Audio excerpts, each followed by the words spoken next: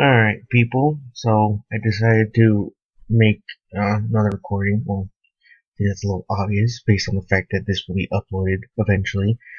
And based on the title of the video, I think it's easy to see what it's about. It's about whom I personally, again, I have to um, very, very much point out that this is a personal opinion because, you know, myself included, it seems like the Star Wars community takes offense to any little thing someone else says that isn't strictly within their own narrow viewpoint, myself included, and I don't know if it's maybe a fandom thing, but, everyone's opinion when it comes to Star Wars is just so frickin' critical and set in stone that if someone else's differs in any way from someone else, well, then you ostracize them. But that's probably for another video. This one is about whom I consider, like I said, the worst freaking villain in Star Wars Legends, Extended Universe, including movies, everything lore. That is the Sith Emperor, Darth Vitiate.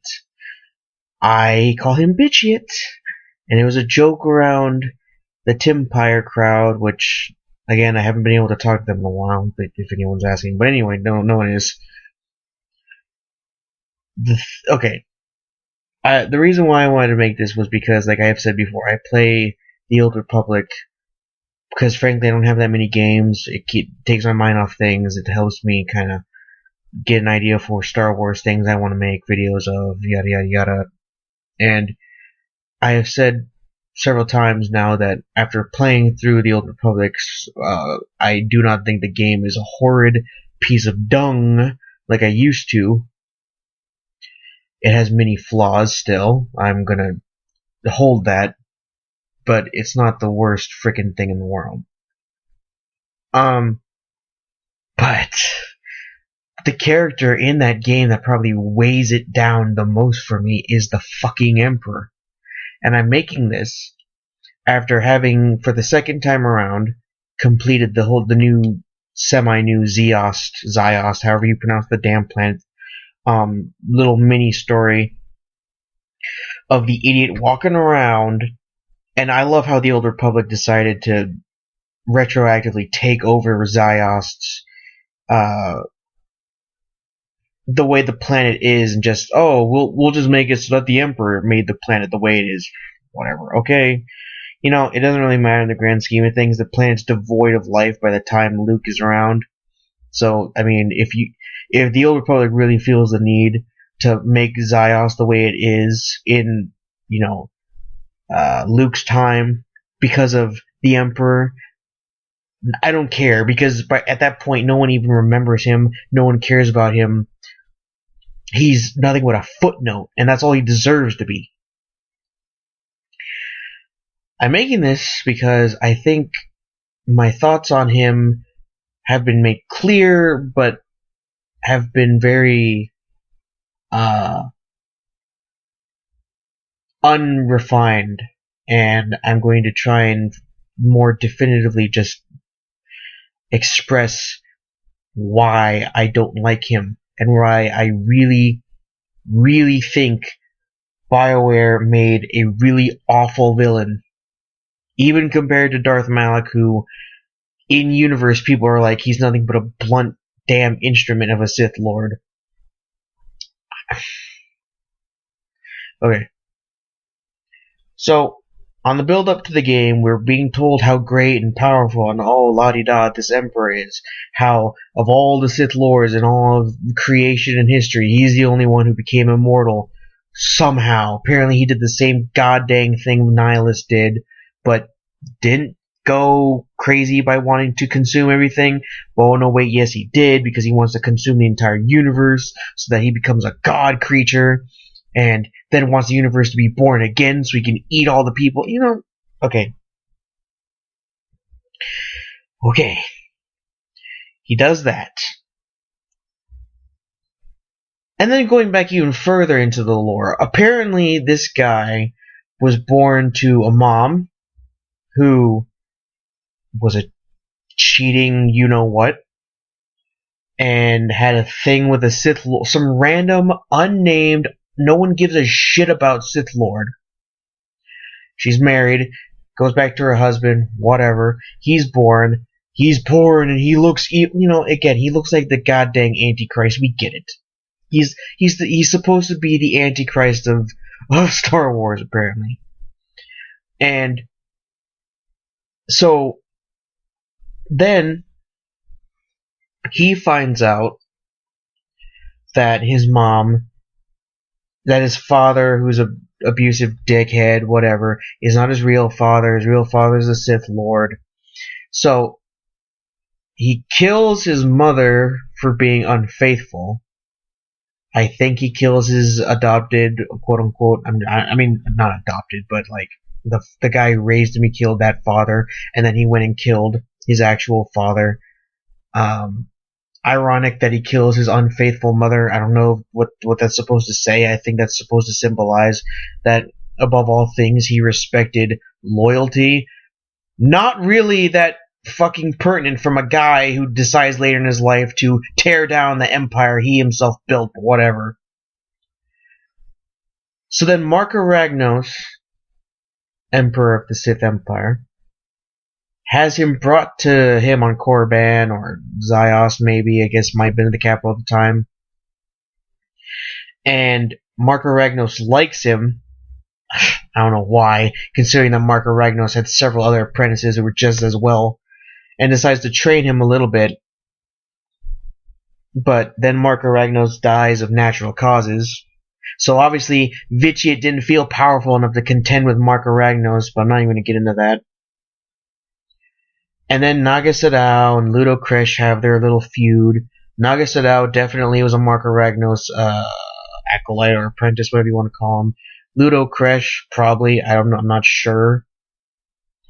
Oh, but the Emperor, he was so smart. He didn't want to directly confront Sadow or Kresh because he wanted to see what happened.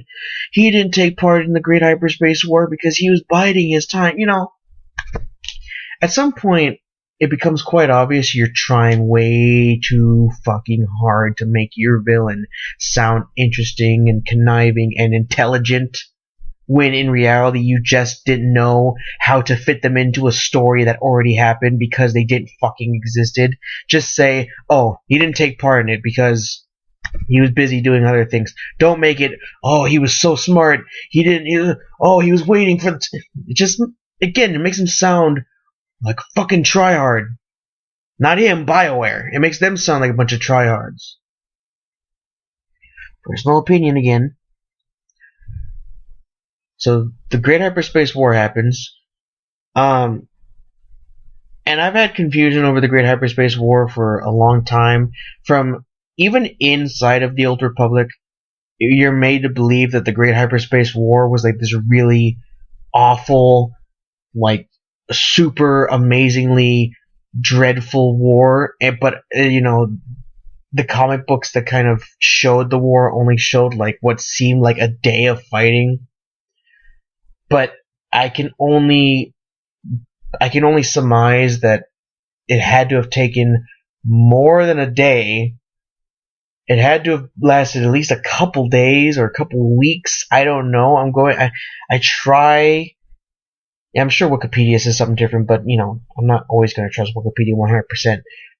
But even in game, like with the stupid first flashpoint in the Sith, on the Sith Empire side.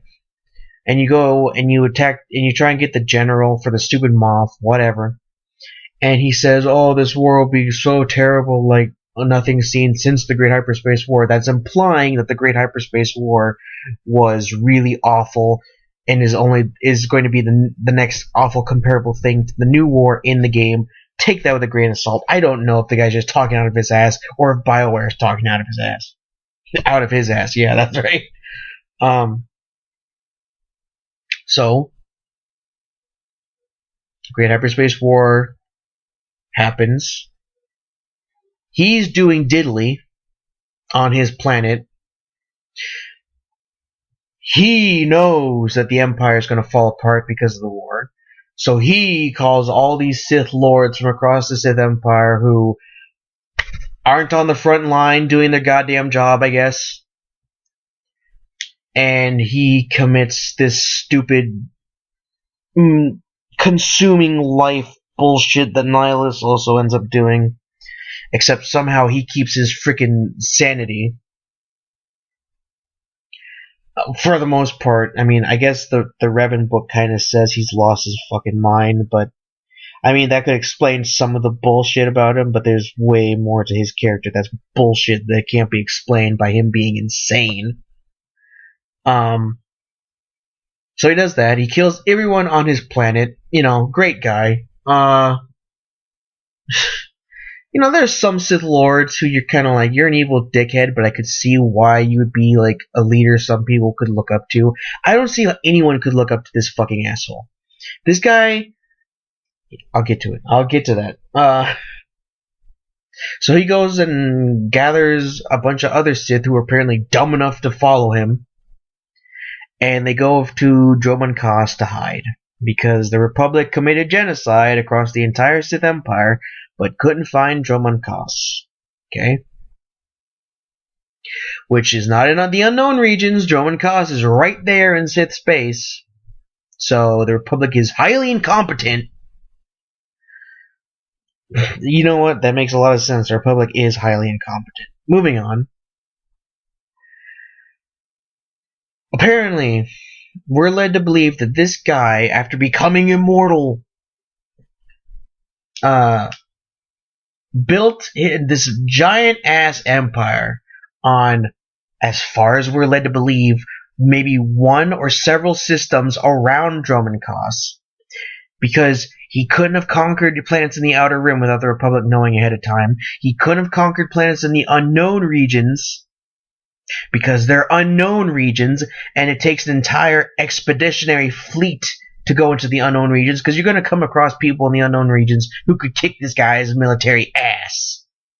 The Chiss, maybe even the Vagari. I'm forgetting the other people I just had my mind name. Fuck, I believe the Sea Ruby could kick this idiot's ass. But anyway. So we had a control of maybe 1, 2, 3 dozen systems. I mean, yes, the galaxy is a really big place. There's billions and billions of star systems. But we're not told how many he had. We're not told how much territory we had. We're just led to believe, if you're going to go off just the basis of the game and the lore behind it, that this guy had maybe one system and built this entire military-industrial complex that could eventually lead to an entire invasion of the fucking galaxy. Either the Republic is so fucking incompetent that they can't handle an invasion from one system, or he had to have had other worlds under his control. I'm going to go with that one. It's a mix of both, maybe. He had several systems that were developing military for him, and the Republic was highly incompetent. Let's go with that one. Okay? He essentially continues the old Sith Empire's Sith Order. The Sith Order doesn't really have a name, so it's just kind of like the Sith Order of Council of Lords, shit tons of Sith below them, whatever. Definitely not Rule of Two. Except, unlike other Sith, unlike the Bane Sith, unlike Revan Sith, unlike even, I would say, Exar Kun Sith, or Lumia Sith, or Darth Krayt even Sith. No, wait a minute.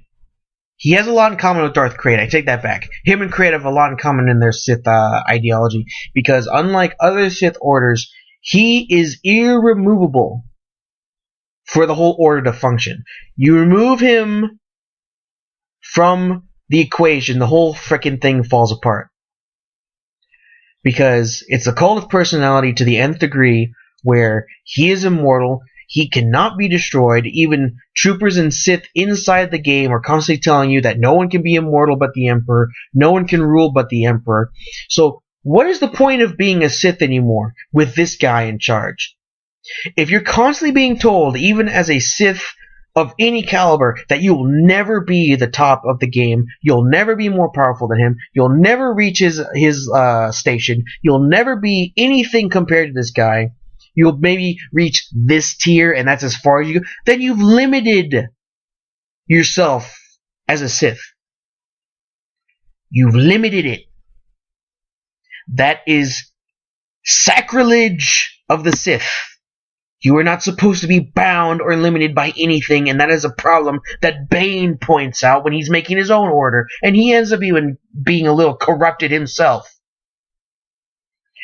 with his whole immortality-seeking bullshit too.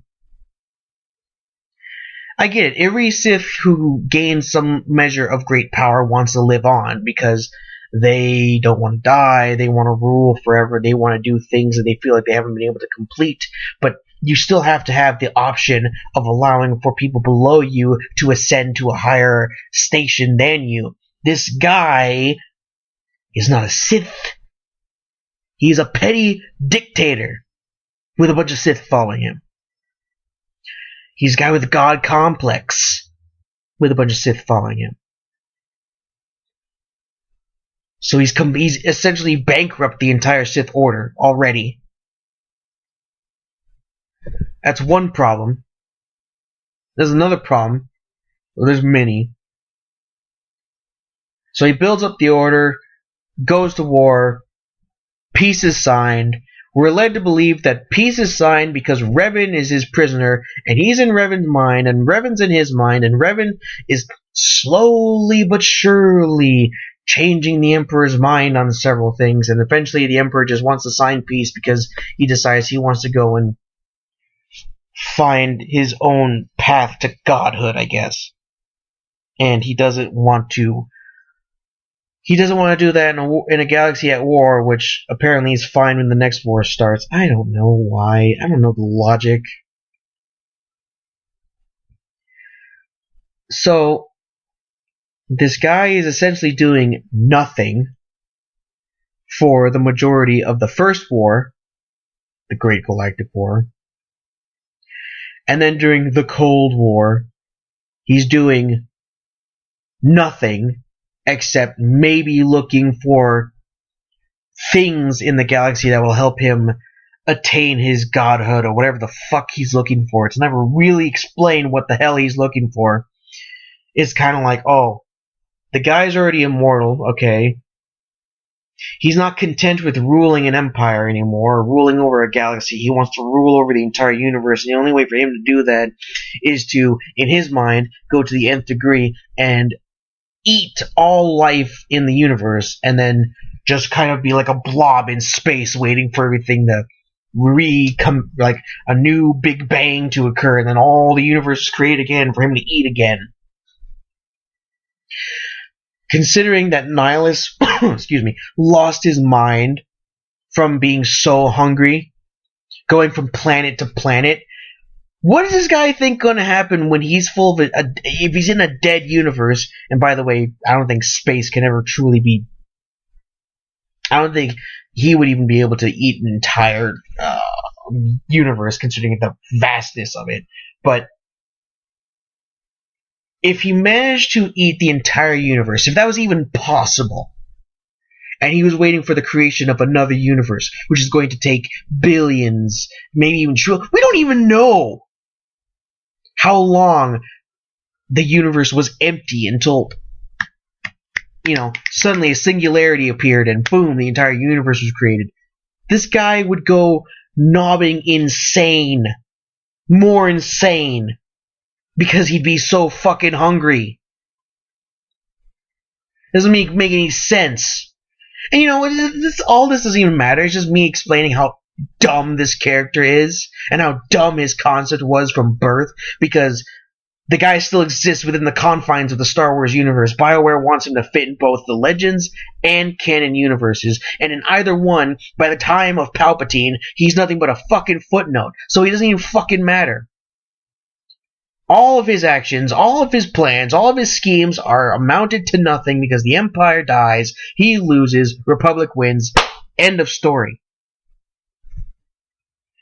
But that doesn't mean, just because a guy doesn't really matter at the end of the day, that I don't get to complain about what a shitty fucking concept of a character he is. That's all I'm saying.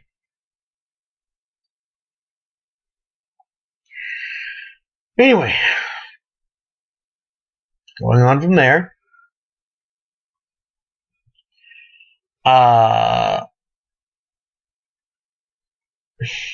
Give me a minute to recompose.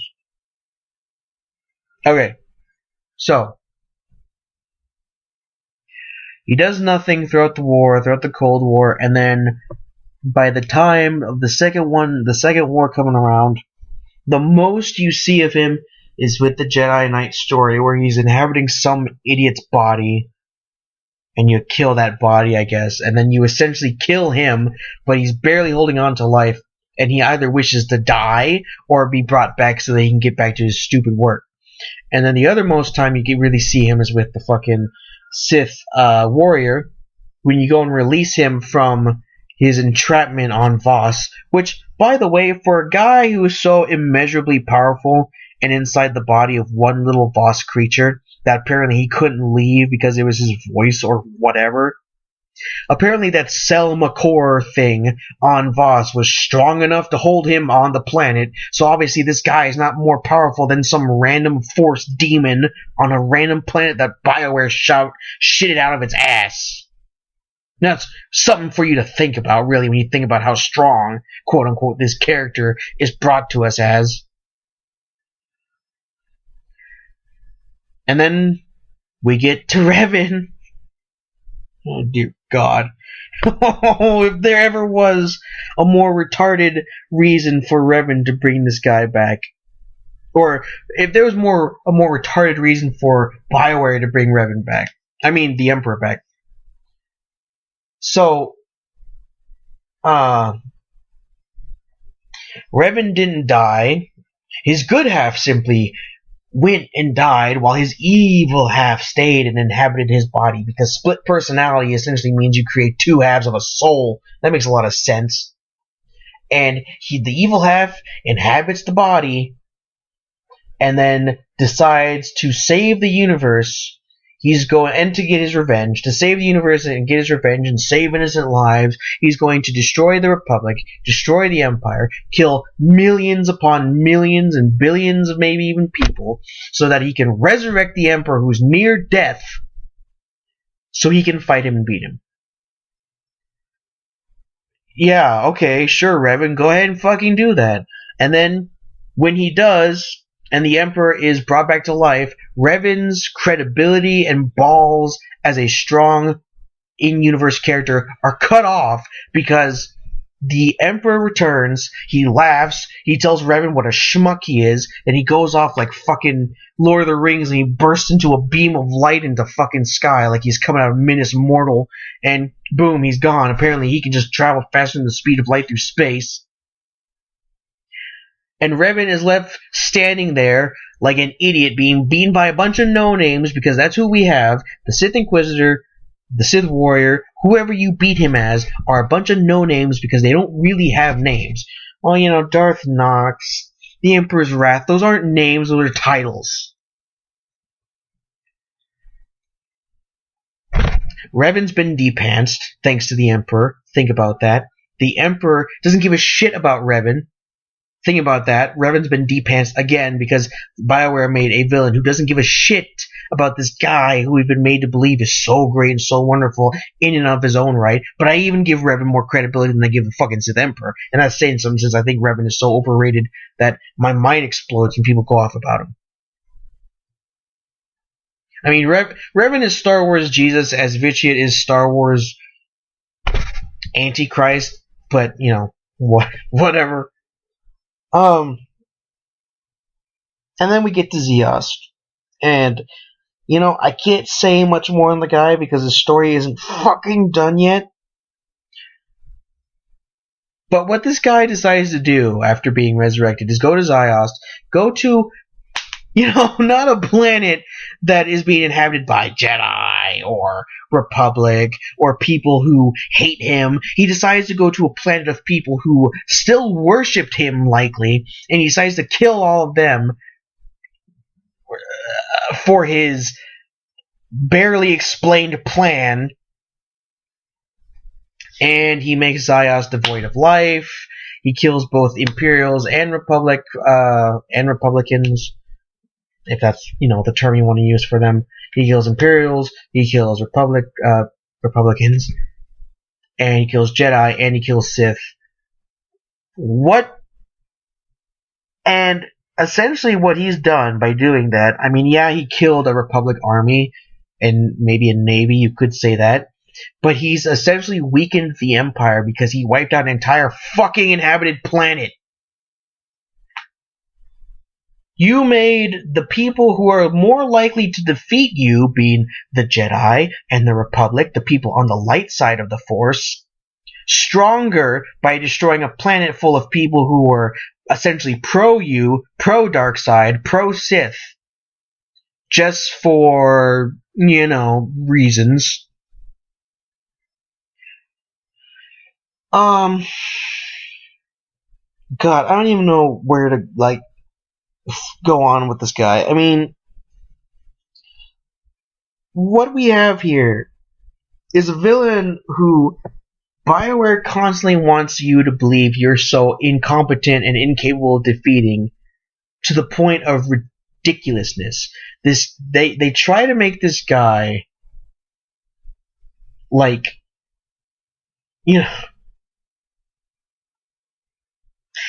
okay, the guy is essentially the most powerful being in all of Star Wars history because BioWare wants him to be that way.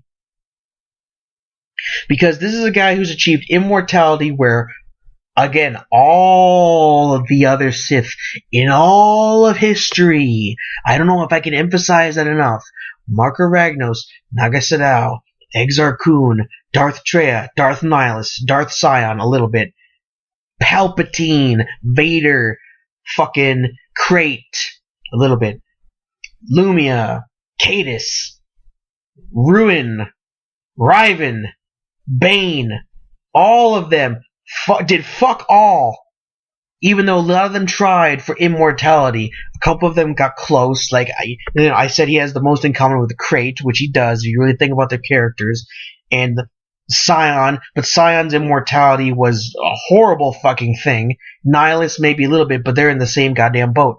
So, this guy did things that Palpatine couldn't even do because Palpatine was transferring his spirit from clone to clone, while Vitiate can just live as a spirit and be immeasurably powerful because he can fucking possess millions of people at once, while Palpatine couldn't do shit between bodies, but he had to go from clone to clone to clone, which were decaying and dying faster and faster and faster. Going off Legends Extended Universe, of course. If you don't know what I'm talking about, look up Palpatine clone, you'll be surprised.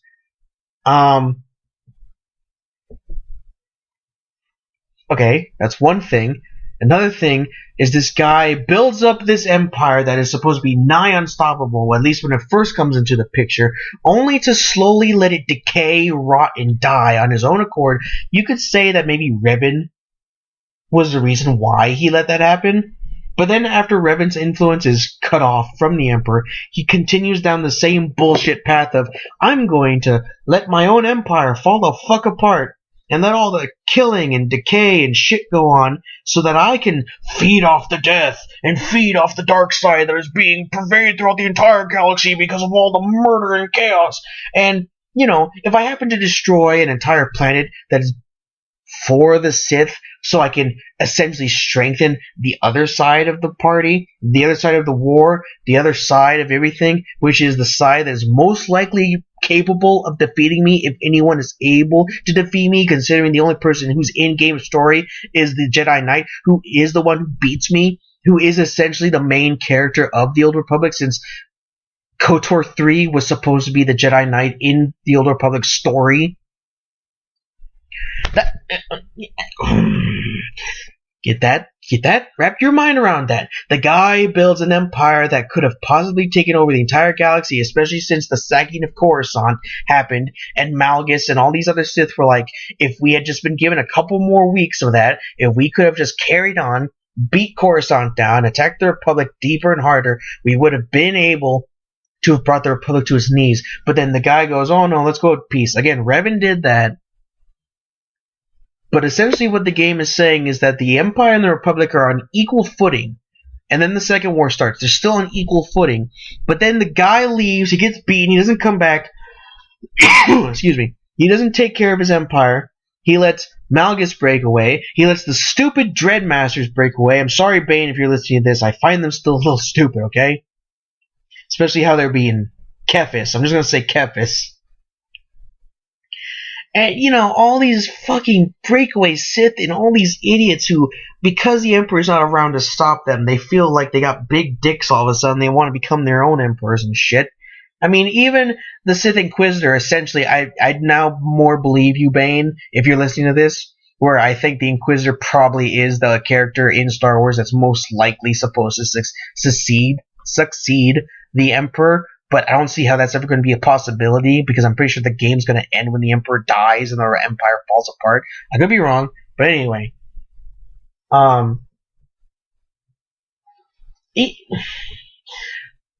can't wrap my mind around this, because the guy is so powerful that he can possess an entire city. Yeah, in the Zeos story thing, Lana Benigno is always like, oh, he's not as powerful as he claims to be, I guess, because he couldn't take over my mind and shit. Well, this guy obviously is growing more powerful, where he can possess people who are immensely powerful on both light and dark side, control them and have them kill each other and people who he can't control for whatever reason. But yet, and this is the bullshit with this character too. On one hand, BioWare wants you to believe he's unstoppably powerful, but on the other hand, they want you to believe that, oh no, except when it comes to your character and the people around your character, then you can't do anything. Which is it, BioWare? It all comes down to the fact they need characters who can't be possessed to help you, but they also want you to feel like you're pathetic and incapable of beating a guy who is being beaten by a bunch of people who he can't possess. Okay? Whatever. And when it comes to this guy being in the universe of Star Wars, what does he add? What he adds a villain with the title of Emperor who did a bunch of wacky shit, but eventually failed miserably, obviously, because by the time of the movies, there's been another Sith Empire. There's been more war. There's been 1,000 years of conflict during the Dark Ages, the Republic Dark Ages, or Galactic Dark Ages, whatever you want to call them, where the Sith essentially beat the Republic so badly that if Bane hadn't of crippled the Brotherhood of Darkness on Ruusan, they basically had the Republic confined to the core worlds. And that basically means the Sith Empire, under Khan, under Darth Ruin, basically had control of almost the entire galaxy, more ever than Vitiate ever had. More ever than the Empire ever had. Because we're being told constantly in the Old Republic, as far as we're concerned at the moment, that the Republic is beating the Sith Empire. Yeah, we'll come back because of Isotope 5 and all this stupid bullshit. Even though we all know it, you know it, I know it, everybody knows it, the Empire eventually has to lose. Unless BioWare decides to create a whole new universe where the Empire somehow survives, which I don't think they're going to do, the Empire eventually loses. That's it. The Republic wins, Empire loses. So, at the end of the day, this Empire is not the greatest Sith Empire that ever was. It doesn't have the greatest leader that ever was, even though BioWare wants you to believe he's the greatest Sith Emperor that ever was, the greatest Sith Lord that ever was. He wasn't. He isn't. A guy who's immeasurably powerful, who's defeated by a bunch of no-named people. a guy who de-pantsed, dethroned, de-everything to Revan because Revan has been made an irrelevant character as BioWare is concerned. So all you Revan fanboys should be a little more pissed at this guy than I see a lot of you are. And this guy has de-pantsed every Star Wars villain if you put him up against him, because I don't care what your argument is. This is a guy who has made himself immortal, able to possess people and body hop like a fucking demon from a freaking another dimension. So if he fought against Palpatine, if he fought against Bane, if he fought against anyone who could possibly beat him, he'd just go, oh, I'm dead, but now I'm not dead because I'm going to go and possess another body. Or I'm going to go wait on some random fucking moon that has nothing to do with me or my character, and then I'm going to wait for some asshole to come around, kill a bunch of people, and then resurrect me. Boom! Beam of light into the sky. It doesn't make any fucking sense. And the reason why I want to make this video was to just more finally put out there why this guy is a fucking waste of time. Hopefully I made you all see that. Hopefully I put into context why I see him as a waste of time. And it was brought upon by me playing the game for a little while. And then I'm going to end it here, because at this point I'm just going to be repeating myself and ranting louder and louder and louder. It's a little late. So, yeah, I'll make more stuff here coming out soon. I have a video planned which basically just kind of... I'll leave that secret for now. But anyway, tell me what you all think about the Emperor. I'm sure there's going to be someone in there who is going to be highly offended by what I say about the Emperor, but don't be offended. Just tell me why you like him as a character, and you know what? I'll agree to disagree with you, but hey, it's your opinion. It's what you think of the guy that matters. To me, he's a big waste of time. Wasted potential, but I wasn't even that excited for him in the first place. Waste of time, waste of effort, waste of storytelling. Yeah, I just see him as a waste. But anyway, that's this video. That's this recording. Probably going to be one picture as usual. I'll see you guys, or you'll listen to me ramble on in the next video. Peace.